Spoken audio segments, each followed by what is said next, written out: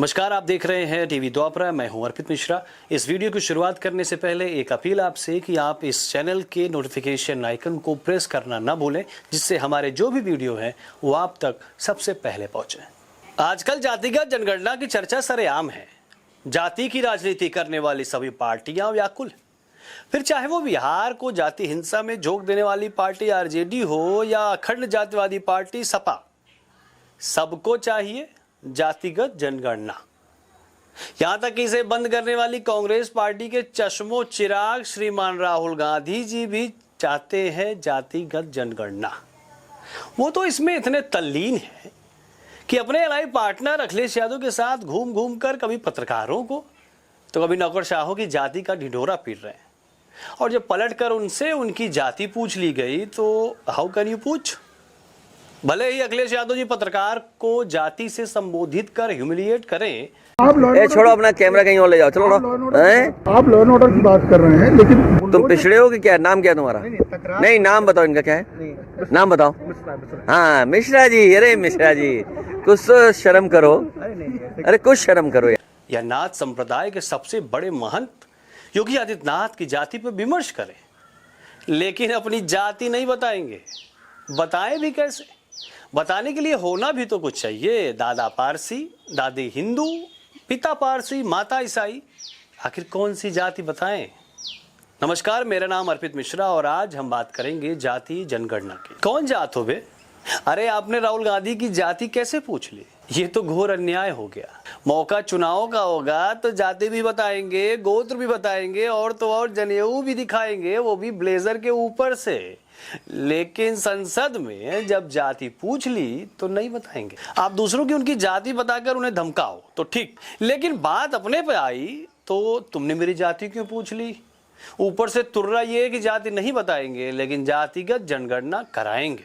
अब बिना जाति बताए जातिगत जनगणना क्या वैसे ही होगी जैसे आलू से सोना बन रहा था। मतलब गुड़ खाएंगे लेकिन गुलगुले से परहेज। वारे ढोंग।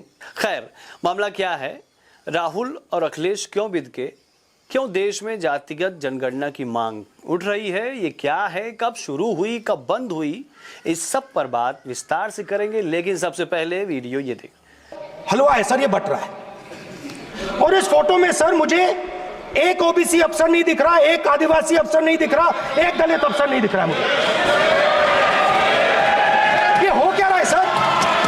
सर देश का हलवा बट रहा है सर, और इसमें 73% का एक है ही नहीं। लोकसभा के नवजात नेता प्रतिपक्ष राहुल गांधी आजकल फोटो प्रेजेंटेशन की नई आदत के चलते बजट पर चर्चा के दौरान हलवा सेरेमनी की फोटो ले आए और सवाल उठा दिया कि बताओ इस फोटो में पिछड़ी और दलित जातियों के कितने लोग हैं? तस्वीर आपको स्क्रीन पर दिख रही होगी और इस तस्वीर में जो लोग हैं उन्हें देखकर आप उनकी उम्र का अंदाजा भी लगा सकते हैं। मतलब जो लोग आज से 20-25 साल पहले जॉब पर लगे तब देश में कांग्रेस की ही सरकार थी, उस पर ही राहुल गांधी ने सवाल उठा दिया। वाह! मतलब अपनी पार्टी की नीतियों की आलोचना करने के लिए गुर्दा फेफड़ा मजबूत होना चाहिए भाई। राहुल जी बोले कि 20 अधिकारियों ने हलवा बनाया और 20 लोगों में ही ये हलवा बट गया। का बजट तैयार किया है, मतलब हिंदुस्तान का जो हलवा है 20 लोगों ने बांटने का काम किया है। ये भी कोई बात हुई? अरे मजा तो तब आता जब हलवा के साथ पूड़ी भी होती। खैर, चर्चा बजट की हो रही थी और कांग्रेस के चश्मो चिराग अलग ही निकल लिए। दरअसल इसकी भी वजह थी लोकसभा चुनावों के नतीजों और आने वाले दिनों में 3 राज्यों में होने वाले विधानसभा चुनाव।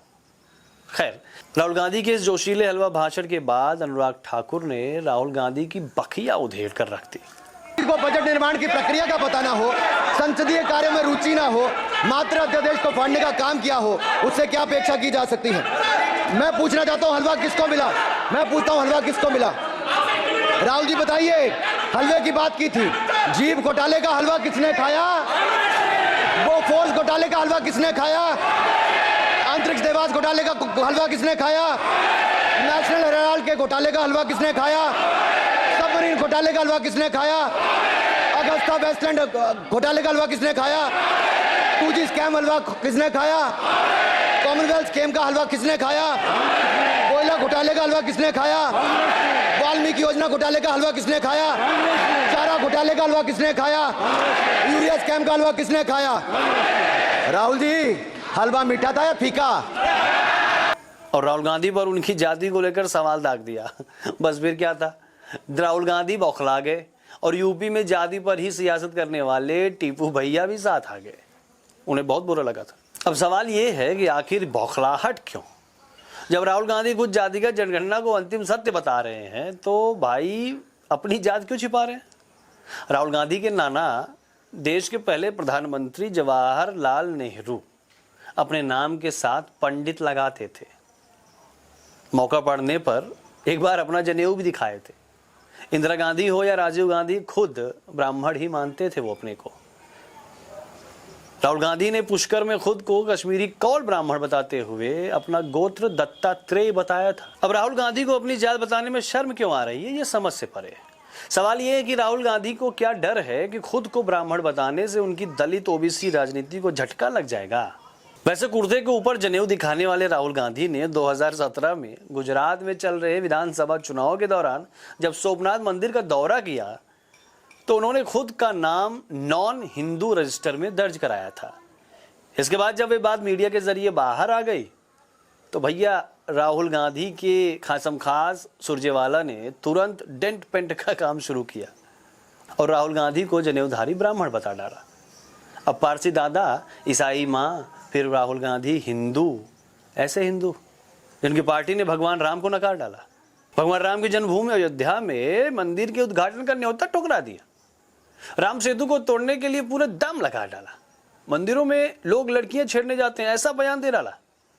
आतंक का धर्म पता नहीं, ये कहा जाता है ना, लेकिन हिंदुओं को हिंसक बता डाला। कसाब कलावा पहनकर आया था, इसको बार बार दिखाया गया, बताया गया और उसके दम पर हिंदुओं को आतंकी ठहराने के लिए पूरा जोर लगा डाला। वो आज खुद को हिंदू बताकर अब जाति जाति खेल रहे हैं। मतलब वाह, बात निकली है तो थोड़ा दूर तक चलते हैं। अनुराग ठाकुर ने जाति की बात कहते हुए किसी का नाम तो लिया नहीं था ना, लेकिन कांग्रेस के 55 साल के युवा युवराज ने उड़ता तीर ले लिया और भड़क गए। राहुल जी का साथ देने के लिए यूपी के शहजादे अखिलेश यादव भी साथ आ गए। मतलब बेगानी शादी में अब्दुल्ला दीवाना।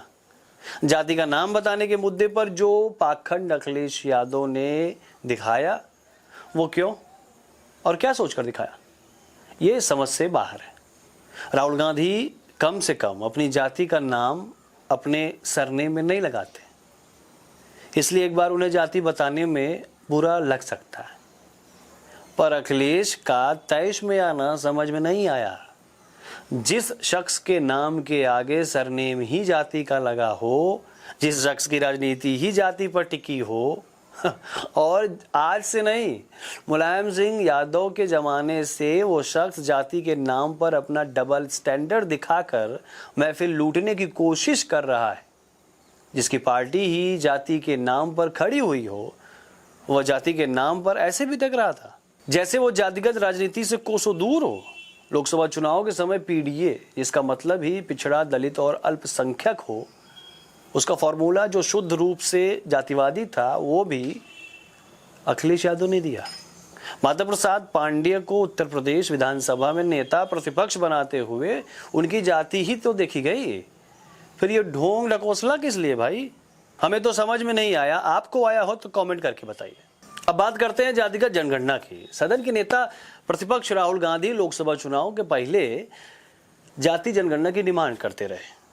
जाति जनगणना की बात करने का कोई मौका राहुल गांधी नहीं छोड़ते।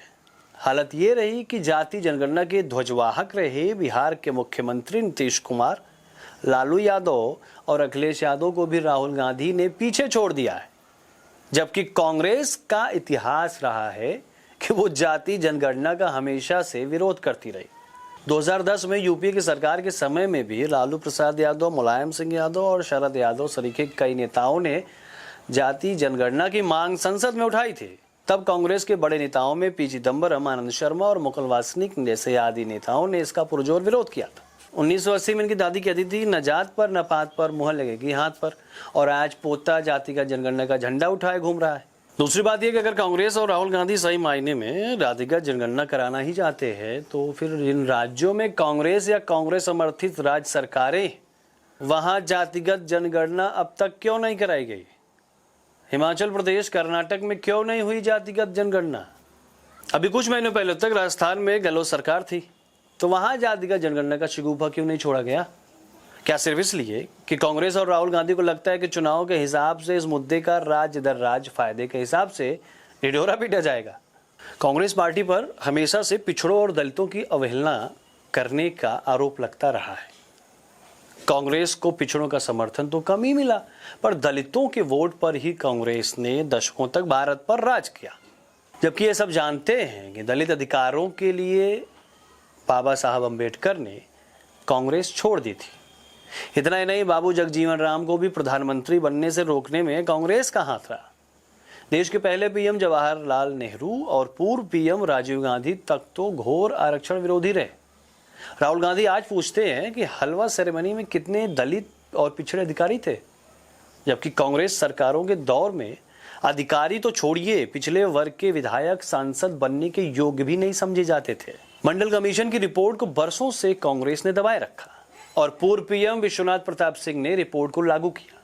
उसके बाद राजनीति और प्रशासन में पिछड़ों का प्रवेश शुरू हुआ। आजादी मिलने के बाद भारतीय चुनावों का इतिहास जिन लोगों को पता है वो जानते हैं कि कांग्रेस का वोट बैंक ब्राह्मण, दलित और मुसलमान होते थे। पिछड़ों का वोट हमेशा से कांग्रेस के खिलाफ ही रहा है। मंडलवादी क्षेत्रीय दलों के अस्तित्व में आने के बाद भारतीय जनता पार्टी ऐसी पहली राष्ट्रीय पार्टी थी जहां पिछड़े नेतृत्व को अस्वीकार किया गया। यूपी में कल्याण सिंह, मध्य प्रदेश में उमा भारती, शिवराज सिंह चौहान इसके ध्वजवाहक रहे और बाद में नरेंद्र मोदी के रूप में एक पिछड़े को देश का पहला प्रधानमंत्री बनने का श्रेय मिला और ये श्रेय बीजेपी को ही जाता है। जहां तक दलितों की बात है, कांग्रेस इनका वोट जरूर लेती है, पर इनके कल्याण के लिए कुछ ऐसा नहीं किया जो संविधान के इतर रहा हो। संविधान में दलितों के आरक्षण की बात की गई थी, इसलिए उन्हें आरक्षण मिल रहा था।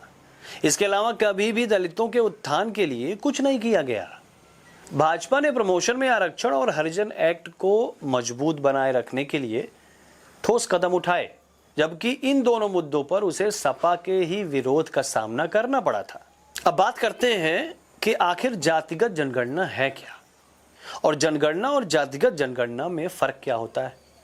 दरअसल देश या किसी क्षेत्र में रहने वाले लोगों की गणना और उनके बारे में विधिवत रूप से सूचना इकट्ठा करना जनगणना कहलाता है। भारत में हर 10 साल में एक बार जनगणना की जाती है। इतिहास की बात करें तो भारत में जनगणना की शुरुआत ब्रिटिश शासन के दौरान साल 1872 में हुई थी और आज़ादी के बाद 1951 से लेकर 2011 तक 7 बार और भारत में कुल 15 बार ये जनगणना की जा चुकी है।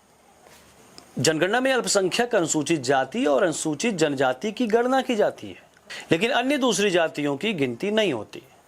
जबकि जातिगत जनगणना का अर्थ है कि भारत की जनसंख्या का जातिवार जनगणना, यानी जनगणना के दौरान जाति आधार पर सभी लोगों की गिनती की जाए और इससे देश में कौन सी जाति के कितने लोग रहते हैं इसकी जानकारी का आंकड़ा इकट्ठा किया जाए।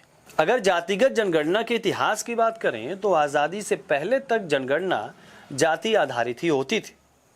1872 से लेकर 1931 तक भारत में जितनी भी जनगणना हुई उसमें लोगों के साथ सभी जातियों की गणना भी की जाती रही।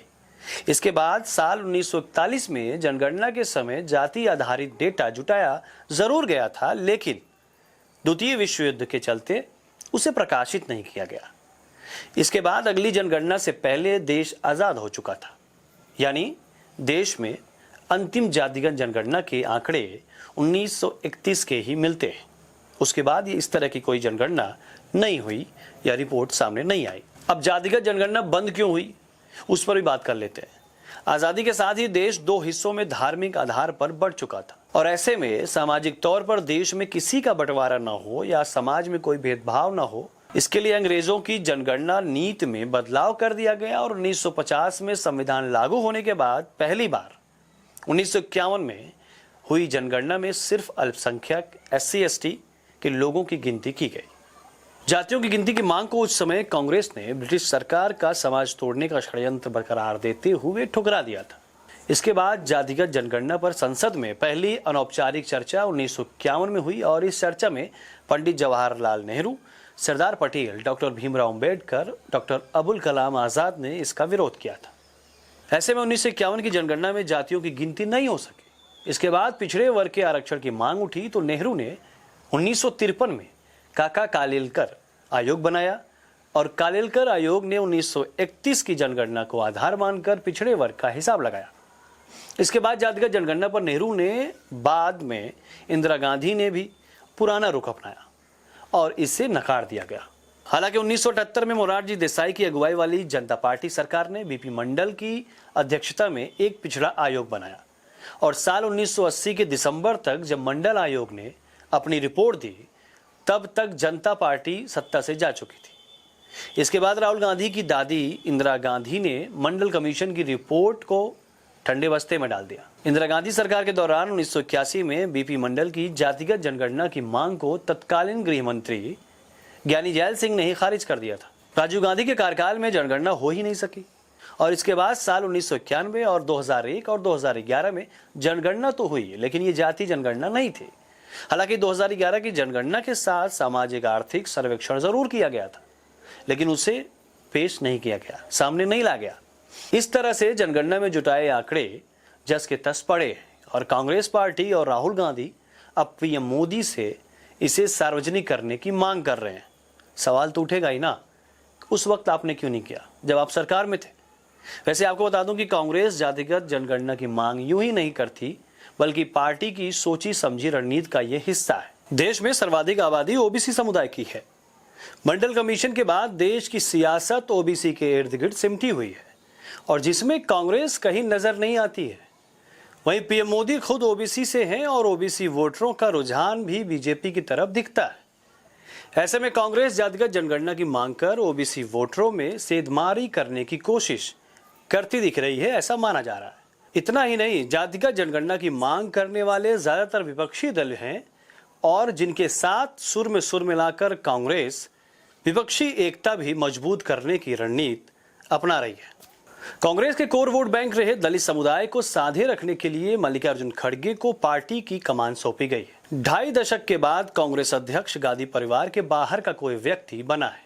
खड़गे दलित समुदाय से आते हैं और वो सामाजिक न्याय के पक्षधर रहे हैं। देश में 15% दलित मतदाता हैं तो 7% आदिवासी समुदाय से और इस तरह से खड़गे के जरिए पार्टी की 22% वोटों पर नजर है। इतना ही नहीं, राहुल गांधी के द्वारा मांग उठाने के दूसरे दिन ही खड़गे ने पीएम मोदी को पत्र लिखकर जातिगत जनगणना करवाने की मांग कर डाली। मतलब जब आप सत्ता में थे तो आपने जातिगत जनगणना का चिल्ला चिल्ला कर विरोध किया, लेकिन अब आप उन आंकड़ों को सार्वजनिक करने की मांग कर रहे हैं जो खुद आप ही ने अपने सिंहासन के नीचे दबा रखे थे जब आप शासन में थे। अब आपको जब लगा कि ये फायदे का सौदा हो सकता है तो आप जातिगत जनगणना के समर्थन में उतर आए। वैसे क्या कांग्रेस और राहुल गांधी ये बता पाएंगे कि ये जातियों वाला फॉर्मूला सिर्फ हिंदुओं पर ही लागू होगा या मुस्लिमों से भी उनकी जात पूछी जाएगी? भाई, भील, सेपिया, बकरवाल, मेहतर, भक्को, नट, धोबी, हलालखोर, गुरकन, धुनकर, डफाली, तेली, बुनकर, कोरी कौन है? क्या ये बताया जाएगा? ये सबसे जरूरी सवाल है जिसे आज हर हिंदू को सोचना बेहद जरूरी है, क्योंकि ये याद रखिए, जहां आप जातियों में बटे वहीं कटे, और ये योगी आदित्यनाथ भी कह चुके हैं। खैर, ये वीडियो आपको कैसा लगा हमें कमेंट करके बताइए। अच्छा लगा तो दूसरों से भी शेयर करें और लाइक करें। इस चैनल को सब्सक्राइब करना मत भूलिएगा। आज के लिए इतना ही, फिर मिलते हैं एक नए मुद्दे और नए तथ्यों के साथ। तब तक के लिए नमस्कार।